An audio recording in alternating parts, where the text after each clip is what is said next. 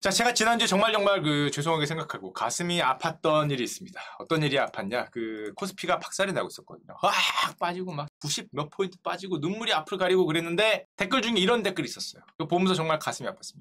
이 시기에 이 많이 주가가 폭락하는데 주요 경제 유튜브 제목 내가 뽑아본다. 어떤 유튜브는 주가 폭락 대책, 어떤 유튜브는 금리 인상 앞으로 어떻게 될 것인가, 어떤 유튜브는 코스피 100포인트 하락 충격이다. 주가월드는 그날 올라온 게 코뿔 쏘는 소인가. 죄송합니다. 아니, 그게 아니라, 일주일에 한 번 하니까 시의성이 떨어지는 거죠. 남들은 코스피 100포인트 하락, 충격, 주가 폭락 어떻게 해야 돼요? 그랬는데, 그래, 슈카월드에 뭘 올랐나 봐야지 그랬더니, 코뿔 쏘는 소인가. 이거 올라와서, 아유, 욕하면서 재밌게 봤어요. 왜 이렇게 올라왔더라고요. 야, 이게 뭐야 하면서 보다 보니 다 봤습니다. 보다 보니 순삭이 돼요. 허허허허, 가슴은 아프지만 궁금하긴 합니다. 이런 거 달리셨던데, 죄송합니다. 저도 그러고 싶진 않았는데, 보니까 좀 부끄럽긴 하더라고요. 저도 보고, 나만 이런가 하고 남들을 살펴봤더니 정말 저만 그래서, 죄송합니다. 시의성이 떨어졌고, 어쩔 수 없죠. 죄송하게 생각을 하고, 자, 보면, 코스피가 검은 목요일을 맞이했습니다. 무려 94.75포인트. 장중 2591인가? 가물가물한데. 와, 기절하는 줄 알았어. 뭐 100포인트가 밀려 적당히 해야지. 전 솔직히 정말 솔직히 70포인트 80포인트 밀렸을 때 오후장에 좀 반등하겠지 생각을 했거든요. 끝나기 10분 전, 끝나기 30분 전에. 그딴 거 없고요. 내리꽂았네. 내리꽂아서 95포인트가 밀리는데 정말 오랜만에 봤습니다. 정말 세 자리 숫자를 볼 뻔했는데 다행히 조금 94.75로 끝났는데 이거 100포인트 갔었죠. 장중 2600분계. 와, 이 보면 4영업일 만에 220포인트가 빠진 겁니다. 빠진 걸로 치면 여기서 치면은 엄청 빠졌고, 월요일날 마이너스 42포인트, 화요일날 마이너스 71포인트. 미친 거 아니야? 수요일날 11포인트. 그래, 다 왔지 했더니 그 다음날 94포인트. 물론 그 다음에 금요일날, 다행히 금요일날에 조금 반등을 해줬고요. 지금 나스닥도 좀 반등했죠. 반등했기 때문에 이제 월요일 우리 장이 안 열리지만 일주일 뒤를 좀 기대하고 있긴 한데, 와, 이거 정말 폭포수처럼 빠졌고, 물론 우리나라가 빠진 건 아니죠. 미국도 요 자료를 만들던 금요일날 기준으로 10영업일 중 8영업일이 S&P 기준으로 빠졌습니다. 가끔 누가 댓글에 그런 거 다시더라고요. 왜 S&P 500으로 하냐? 코스피는 코스피로 하면서, 그럼 코스피도 뭐 코스피 100 이런 걸로 해야 되는 거 아니냐? 달라요. 코스피는 코스피 100이 따로 있지만, S&P 500은 지수 이름이 이래요. 그게 제가 특별히 500개, 왜 대형주만 갖고 하냐 그러는데, 이게 대형주를 뽑아서 500개가 아니라, 그쵸. 원래 그런 거예요. 원래 그런 거기 때문에 제가 일부러 이 헷갈림을 유도하려고 고의적으로 그런 걸 뽑은 게 아니라, 원래 그렇다, 원래. 미리 말씀을 드리고요. 그래서 최근에 보면은 미국 S&P도 10% 가까이 빠졌으니까 한 달에 10%는 굉장히 많이 빠진 겁니다. 줄줄줄 밀렸는데, 물론 이 자료를 준비하던 금요일 날 장에는 다행히 미국 S&P는 2.44%, 나스닥은 3% 이상 반등을 했기 때문에 앞으로는 기회가 되지만, 왜 올랐냐? 딱 그 얘기하기 전에 금요일 날 미국 장은 왜 올랐냐? 그 얘기부터 잠깐 드리면, 보신 분 계시겠지만, 애플님이, 우리 킹풀님이 7%가 올랐죠. 세계에서 가장 큰 3,000조짜리인가 이게? 그렇죠. 지금 세계에서 제일 큰 기업이 7%가 올랐어요. 그래서 결론적으로 얘는 고점 대비 하락폭이 얼마냐? 6.8%예요. 여기가 주가 날라가요, 대형주 무너져요, 우리나라 얘기입니다. 우리나라 얘기. 7% 밀렸어. 7%. 그럼 얘는 왜 저렇게 많이 올랐냐? 7%가. 애플은 이번에 실적 발표를 했죠. 분기 영업이익이 얼마가 나왔냐? 42조 원이 나왔습니다. 2021년도 4분기, 작년 분기 영업이익이 42조가 나왔고요. 만약에 매분기 42조를 벌 수 있으면 1년에 168조 원을 버는 겁니다. 하이닉스 2개씩 버는 거예요. 1년에. 3년만 벌면 삼성사죠. 삼성전자를 살 수 있는 건데, 분기 매출이 1239억 달러, 150조가 나왔습니다. 이렇게 얘기하면 감이 없죠? 이렇게 얘기하면 됩니다. 애플 4분기 매출이 대충 한 149조, 150조 원 나왔는데, 작년 삼성전자 1년 매출이 280조가 안 됐어요. 얘네는 한 분기에 150조, 그러니까 반분기에 300조고, 삼성전자는 1년 매출이 300조가 안 돼요. 그러니까 삼성전자 한마디로 매출의 2배 이상을 근데 삼성전자는 또 B2B잖아요. 반도체를 찍는 데고, 여기는 서비스를 팔거나 자네 아이폰 파는 데인데 B2C가 2배. 규모가 엄청나게 크다고 할 수 있고, 게다가 우리가 그렇게 혁신이 없다, 맨날 똑같다, 달라진 게 없네 라고 얘기하는 바로 그 제품, 우리가 맨날 혁신이 없다고 얘기하는 그 아이폰이 4분기 매출이 얼마가 나왔냐? 86조 원이 나왔어요. 86조 원이라는 수치는 삼성전자 4분기 전체 반도체 매출이 26조고요. 스마트폰 매출이 29조입니다. 가전전자 매출이 15조예요. 디스플레이 매출이 9조예요. 합친 삼성전자 4분기 매출이 76조예요. 보다 아이폰 하나가 커요. 조금 큰 것도 아니라 10조 커요. 애플은 아이폰만 팔지 않죠? 아이폰만 파는 회사가 아니에요. 등등등등 많잖아. 꼽는 거, 패드, 서비스 매출, 많은데, 아이폰 하나로 삼성전자 전체 4분기 매출보다 컸다. 아이폰이 한마디로 미친 듯이 팔렸다. 정말 얼마가 팔려 이렇게 팔릴지 모르겠는데 정말 미친 듯이 팔렸다는 거고요. 킹풀 그 자체가 할 수 있는 한마디로 강력한 제가 옛날에 얘기했던 소비의 시대가 왔다. 개인들이 임금이 증가하고 뭔가 경제적 자유도 많이 생기고 가격 많이 오르고 자산 가격 오르고 하니까 소비를 엄청나게 많이 했는데 그 최대 수혜를 애플이 가져갔다. 특히 중국에서 엄청 팔렸다고 합니다. 자, 그런데 이 즐거운 소식만 있냐?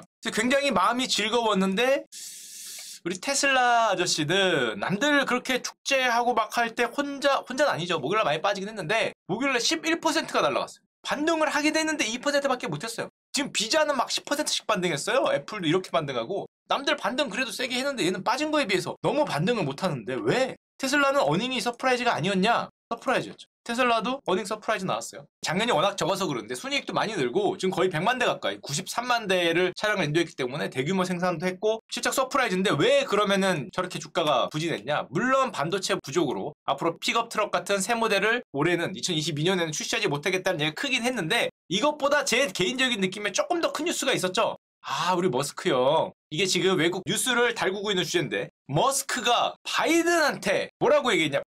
damn suck puppet이라 그랬답니다. 이게 무슨 뜻이냐? 저도 한참 봤어요. 무슨 뜻인지. 뭐야? damn suck puppet? 젖은 양말 인형? 이게 뭐죠? 이게 한국인으로서는 잘 어감이 와닿진 않는데 하여튼 뭐 damn suck 뭐야 이거? 이런 쭈그러진 양말탱이 같은 뭐 이런 느낌이겠죠? 대충 우리 말로는. 머스크가 자기 나라 대통령한테 그런 얘기를 했다고?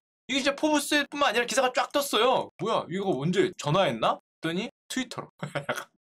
이런 게 외국에서는 뭐 많이 쓰이는 단어인가 보네요. 우리로 치면은 이 젖은 양말 같은 자식아 뭐 이런 건데 퍼핏이라는 게 인형이기도 하지만 이렇게 뭡니까 이거 꼭두각시 같은 거 뭐 그런 거기도 하죠. 그래서 아니 그래도 우리나라라고 생각을 해보면 현대차나 기아차 오너나 CEO가 대통령한테 야 이 젖은 그 기업이 없어지지 않을까? 기업이 없어지거나 그 다음날 하한가는 확실합니다. 그 얘기 했다가 바로 하한가인데 뭐 여기도 마이너스 11%긴 하지만 아니 왜 젖은 양말 같은 자식아라고 자기 나라 대통령인데 그래도 실제 했어요. 이걸 트위터에 적어놨어요. 누구나 볼 수 있게 몰래 자기들끼리 모여서 한 것도 아니고 술자리 산 것도 아니고 혹시 다 아시죠? 바이든 이 젖은 양말 같은 자식아라고 불리신 분이 미합 중국 대통령이죠. 대통령인데 왜 그랬냐? 이유는 있어. 그 마음은 알겠는데 바이든 대통령이 무슨 전기차 CEO들하고 같이 회담을 하고 뭐 이렇게 올렸어요. 자기 프레지던트 바이든에서 올렸는데 GM과 포드 CEO 이런 경영자들 만나면서 GM과 포드가 더 많은 전기차를 생산하고 있고 미래가 여기 있고 앞으로 뭐 얘들이 뭐 선도해가 이런 얘기 좋은 얘기를 해줬어요. 이걸 보다가 머스크 형이 열받은 거죠. 아니 테슬라가 미래지. 테슬라가 전기차를 몇 대 만들었는데 몇 대 팔지도 않은 GM과 포드를 여기다 넣냐.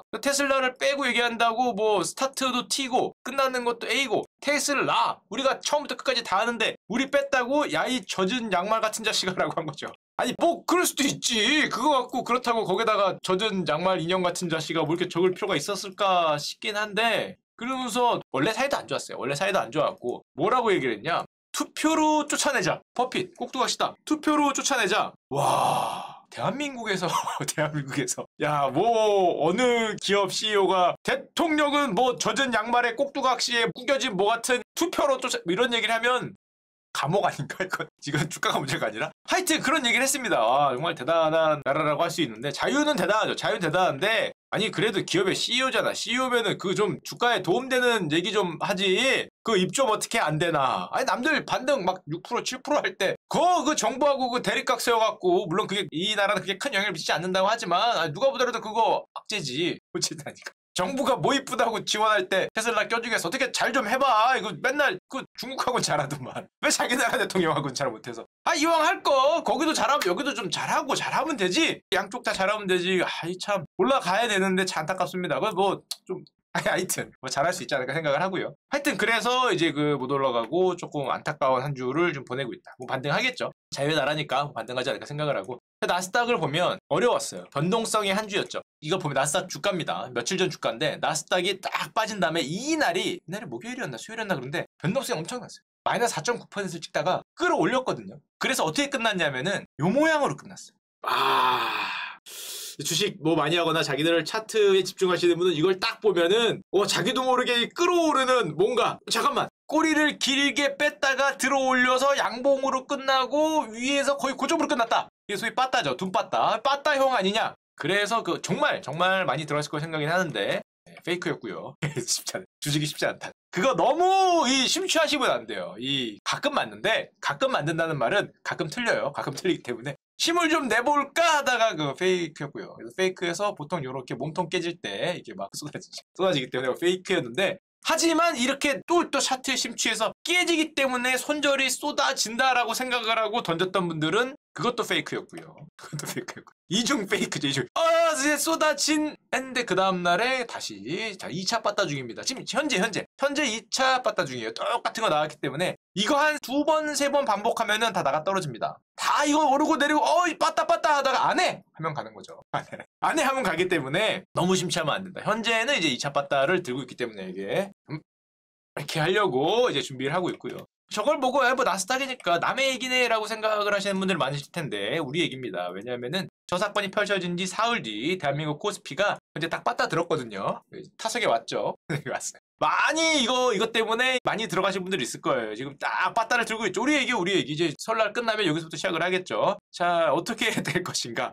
과연 페이크일지 이게 홈런일지를 봐야 되는데, 이게 소위 바닥을 잡으려는 노력들을 많이 하죠. 저 차트만 보면서 2020년 코로나약이 가장 대표적으로 정말 역사에서 가장 가파르게 V자로 올라간 어떤 그런 위기였습니다. 돈을 많이 풀었으니까 그렇긴 한데, 근데 사실은 이렇게 잘 안 올라가요. 어떻게 올라가냐면 리만처럼 올라갑니다. 보통은 이렇게 이런 식으로 하기 때문에 이 리만 때 어디서 사람들이 가장 많이 깨졌냐면, 옛날에 말씀드렸지만 여기서도 많이 터졌는데, 이거 빠질 때 물론 많이 터졌는데, 가장 이 차트쟁이들, 특히 저같이 옛날에 차트쟁이들이나 어떤 단타를 좀 어떻게 스윙을 해보려는 사람들이 가장 많이 깨진 게 여기였어요. 왜냐하면 이거 어떻게 참어? 참지 못한다니까? 이거 V자 올라가는데 지금 800 찍고 올라가서 1000 간다 하고 있는데, 물론 여기서 이런 게 뜨긴 했지만 이거 빠질 때 여기서 아니구나, 2차 바닥에서 안녕 많이 갔어요. 정말 많이 하기 때문에 길어요. 보통 횡보하는 기간이 조금 있다 이렇게 하다가 가더라는 건데, 이번엔 물론 어떻게 될지 모르겠죠.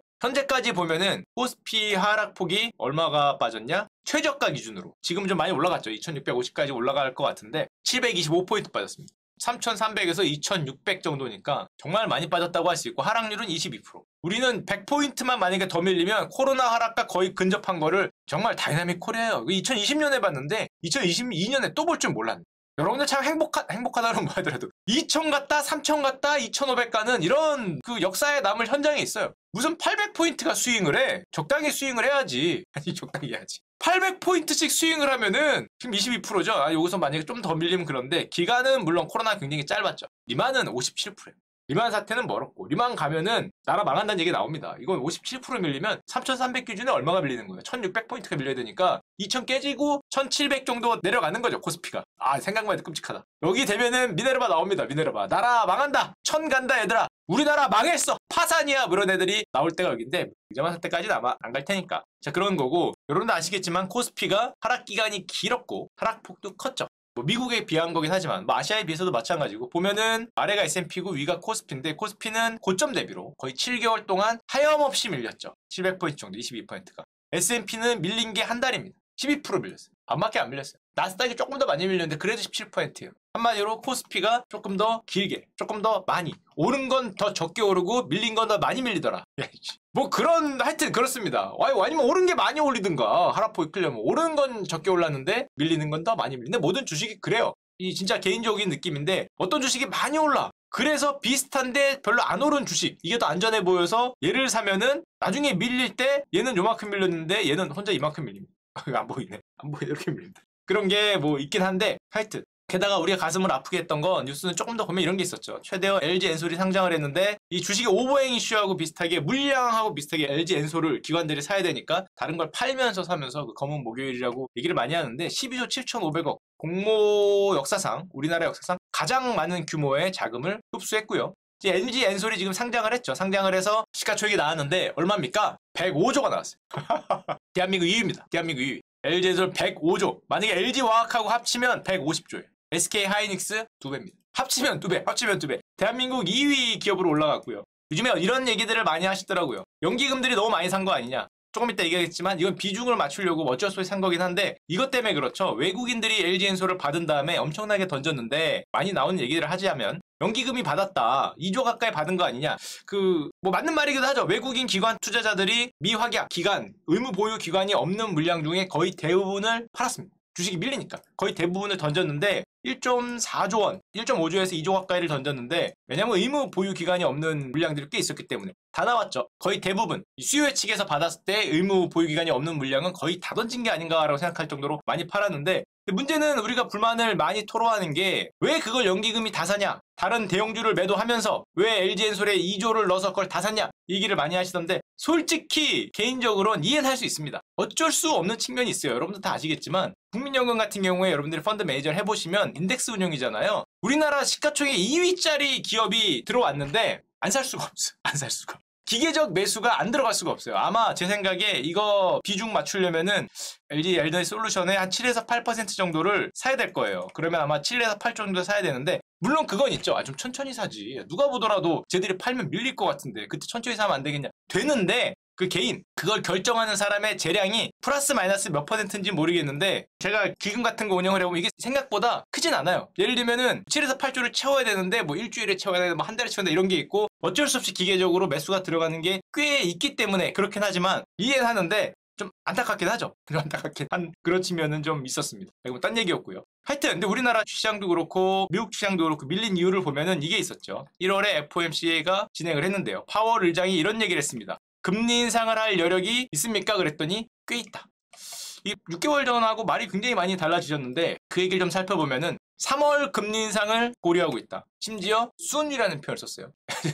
possible, ASAP 마치를 고려하고 있다. 인플레이션이 고착화되지 않도록 적극적으로 대응하겠다. FOMC에 나온 단어들이에요. 적극적으로 대응하겠다. 심지어 올해 남은 FOMC 금리 인상 몇 번 올리실 것 같습니까? 라고 물어봤더니 횟수는 얘기 안 했는데 뭐 위에는 당연한 거고요. 데이터와 전망에 따른 건 당연한 거고 험블 앤 nim블이라는 얘기를 했어요. 험블은 원래 붙여주는 거고 민첩하게 올리겠다는 얘기를 했어요. 이것 때문에 시장이 굉장히 많이 흔들렸는데 원래 기존에는 어떻게 생각을 했냐. FOMC가 이번에 총 8회가 있습니다. 올해. 그러면 3월에 인상을 한 다음에 올해 3번 인상이 기존 컨센서스였어요. 근데 저 얘기를 하니까 nim블하게 그러니까 최대한 민첩하게 올리겠다 그러니까 야 3회가 아닐 것 같다. 여기 인상을 하고 그럼 남은 게 6번이거든요. 이거 하나, 둘, 셋, 넷, 다. 6회 중에 몇 번을 더 올릴 거냐? 최소 6회 중에 저런 말을 하는 거 보니까 3번은 더 올릴 것 같다. 그럼 한 번 인상한 거 더하니까 최소가 4회다.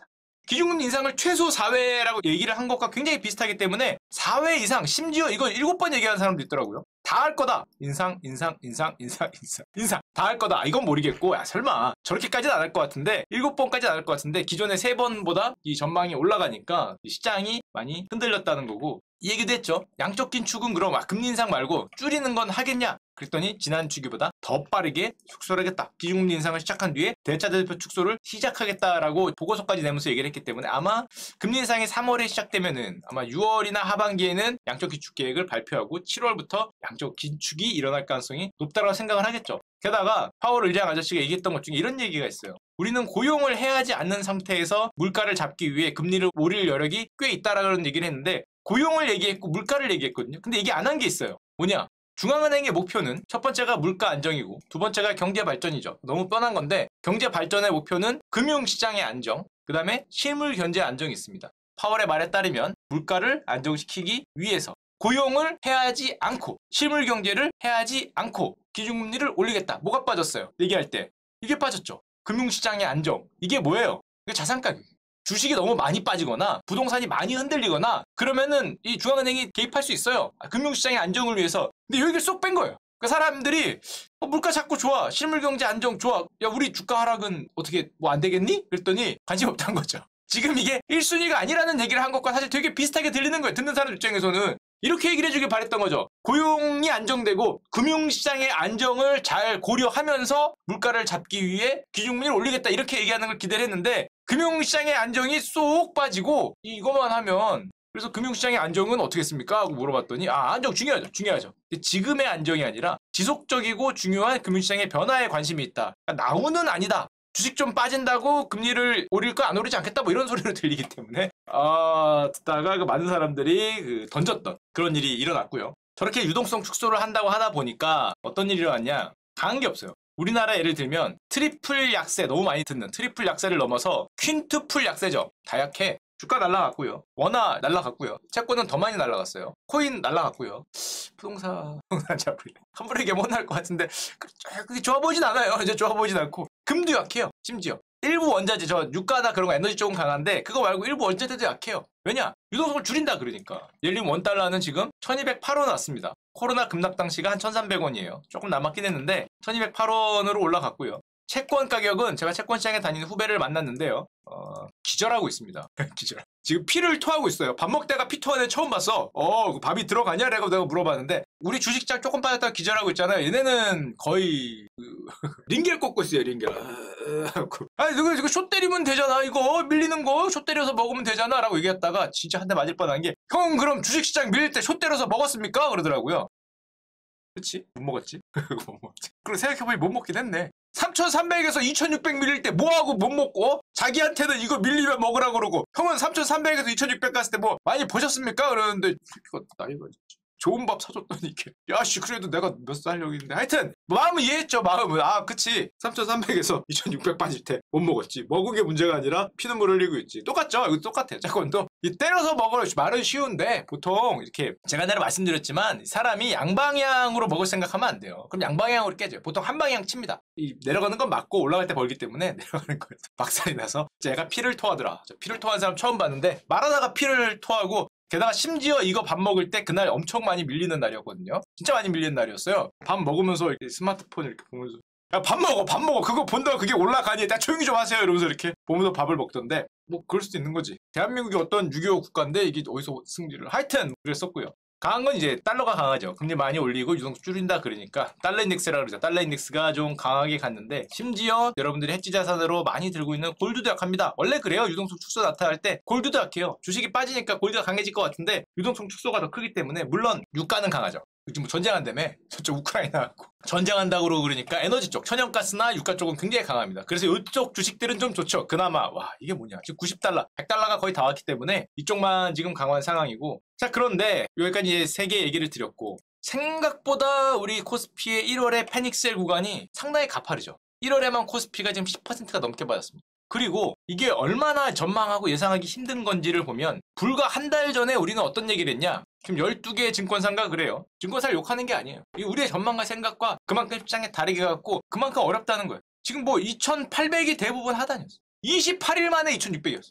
그만큼 어려운 거야. 2주 뒤를 몰라요. 3주 뒤를 몰라. 이거 어떻게 하는 거야? 이거 신이 아니면 몰랐어. 이 12월 말에 올해 코스피 전망할 때 1월 저점이 2,600이 깨질 겁니다라고 얘기를 하면은 사기꾼이지. 신이던가 가시던가 사기꾼이지. 그걸 믿고 어떻게 해? 2,600이 이거 뭐 2주 뒤에 깨져 이런 얘기를 하면은 그때는 그렇게 생각을 했죠. 근데 단숨에 깨졌기 때문에 정말로 어려운 시장이라고 할 수 있고 그래서 많이 물어보기도 하고 가면은 어떻게 대응해야 되냐? 이거 어떻게 해야 됩니까? 팔아야 됩니까? 사야 됩니까? 얘기를 해보면은 이런 생각을 많이 합니다. 뭐 했던 얘기긴 한데 항상 그렇지만 우리 머릿속에 주가지수의 모습을 사람들은 이렇게 상상을 하는 것 같아요. 행동을 하는 걸 보면 야 이건 나스닥이고 이건 킹스닥님이고 세계에서 저런 종합지수는 얘밖에 없어요. 얘밖에. 주가지수 일반적인 모습이 이렇지 않아요. 야 이건 좋지 이러면 좋은데 이거는 킹스닥 이 나스닥 님인 거고 이런 주가지수가 없어요. 이게 예외적인 거예요. 예외적인 거. 근데 머릿속엔 이렇게 생각을 하는 것 같아요. 왜냐하면 대응을 이렇게 해. 전략을 이렇게 짜요. 이게 무슨 말이냐면 실제 주가지수의 모습은 어때요?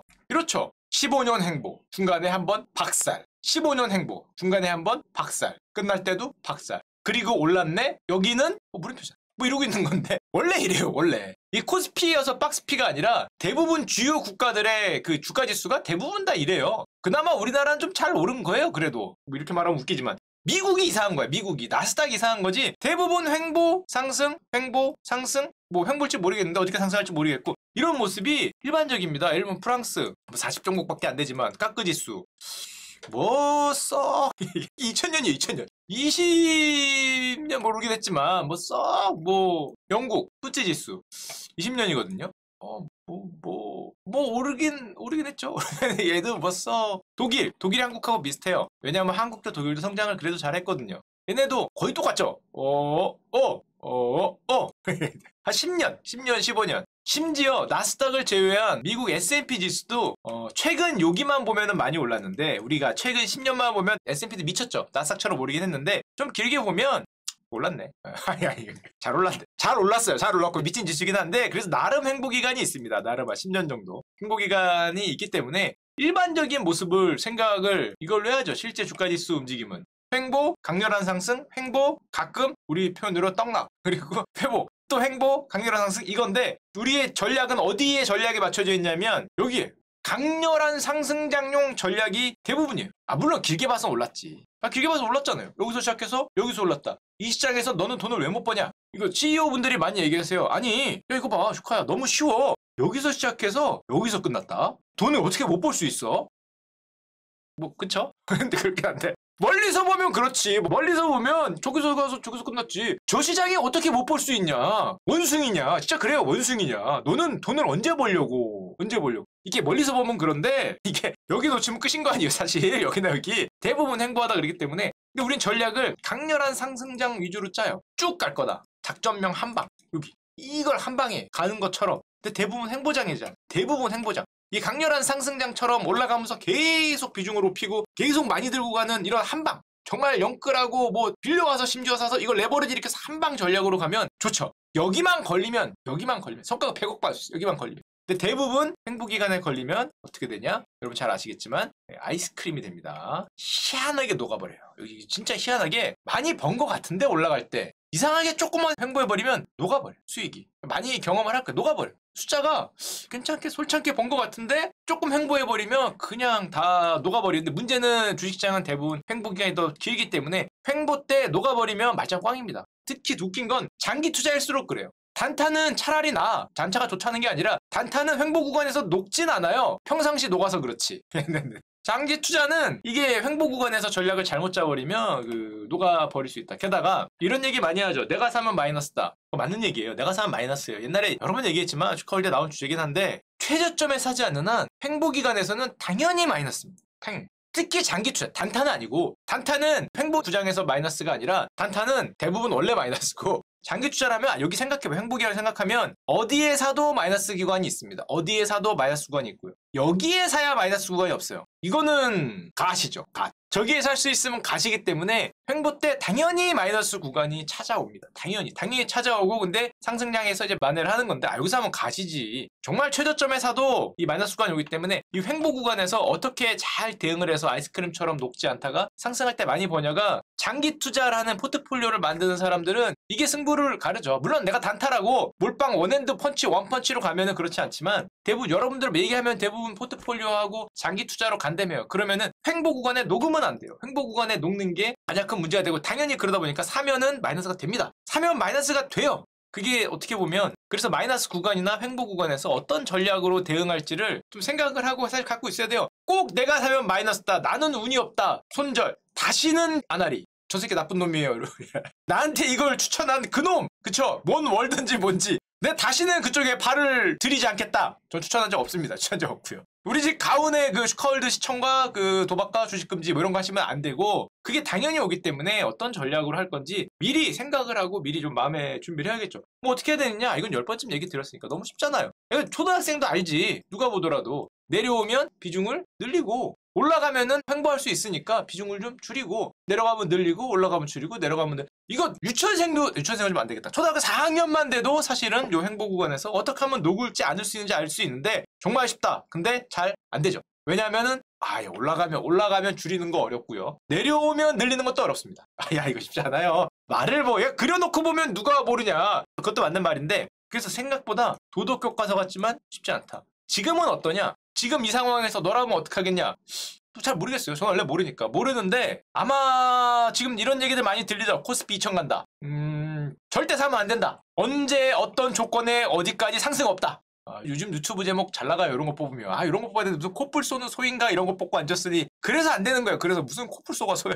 하여튼 이래서 안 되고 저래서 안 된다. 이런 얘기가 굉장히 많이 나오는데 실제 맞는 얘기일 수도 있죠. 기간은 모르죠. 기간은 모르지만 누가 보더라도 많이 밀렸죠. 보통 코스피가 위아래 플러스 마이너스 10% 정도 움직이고 어떤 사건이 발생할 경우에는 보통 한 20%, 30%가 많이 밀립니다. 한마디로 2000대를 생각해보면 위로 2200, 아래로 한 1800, 플러스 10%, 마이너스 10% 여기서 보통 굉장히 오래 움직이죠. 굉장히 오래 움직이는데 지금으로 치면은 코스피가 20% 넘게 사실 2600 기준으로 많이 밀렸기 때문에 개인적으로는 비중을 늘릴 수 있는 물론 이게 1000이 갈지 1500이 갈지 그런 건 잘 모르겠지만은 그렇게 마음가짐을 갖고 있는데 물론 그럼에도 손실이 큽니다. 물론 예외는 있어요. 이 모든 과정은 포트폴리오를 운영하는 모든 과정은 장기간에 봐서 어떻게 된다? 이렇게 간다는 과정. 주식시장이 안 간다는 가정을 하면은 사실은 이런 운용을 하면 안 돼요. 결론적으로 말하면 뭐 이런 것도 결론적으로 이렇게 간다는 거잖아요. 길게 봐서. 이 예가 딱 한 번 박살난 예가 있어요. 여러 번 말씀드렸지만 일본이죠.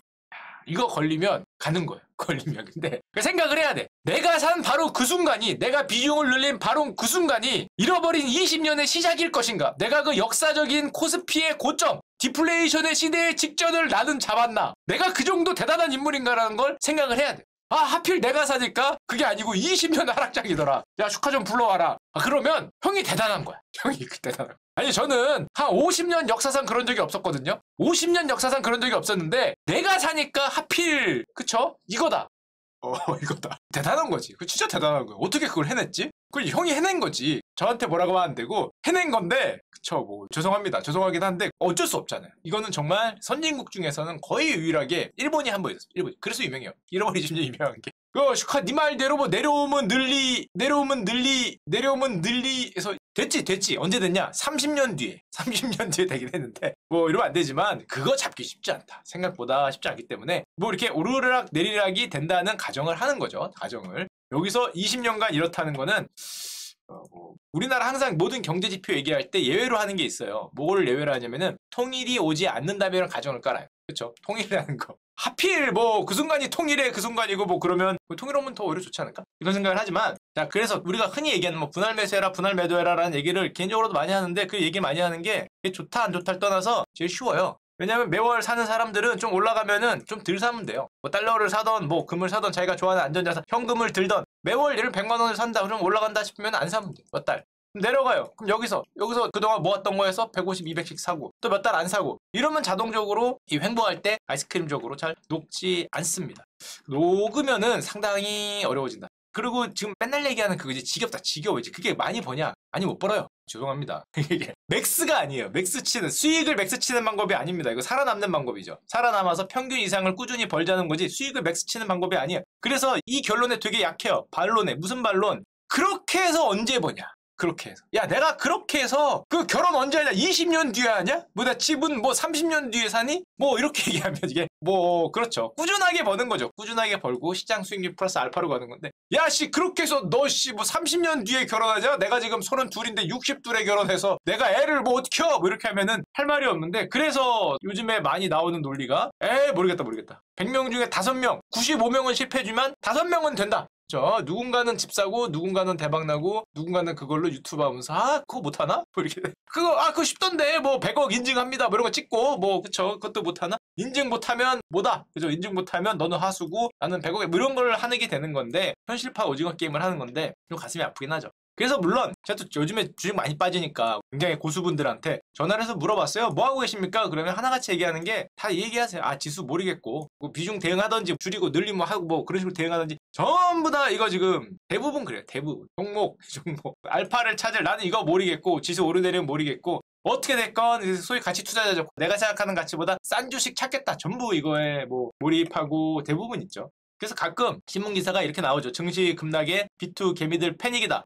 맞는 말은 B2 개미는 패닉입니다. 이 B2는 패닉이죠. 왜냐면은 B2라는 거는 더 많이 수익을 맥스 치겠다고 한 건데 급락했으니까 당연히 패닉이고, 이거는 당연히 시간이 내 편이 아니잖아요. 10년 횡보, 뭐 5년 횡보 이러면 가는 거기 때문에 B2 입장에서는 시간이 내 편이 아닌 투자고, 여러분들은 꼭 시간이 내 편인 투자를 해야 된다고 그래서 생각을 많이 하고, 정말로 뭐 이걸로 내가 단타 쳐서 뭐 하는 진짜 전문가가 아니라면 맨날 하는 얘기를 하고요.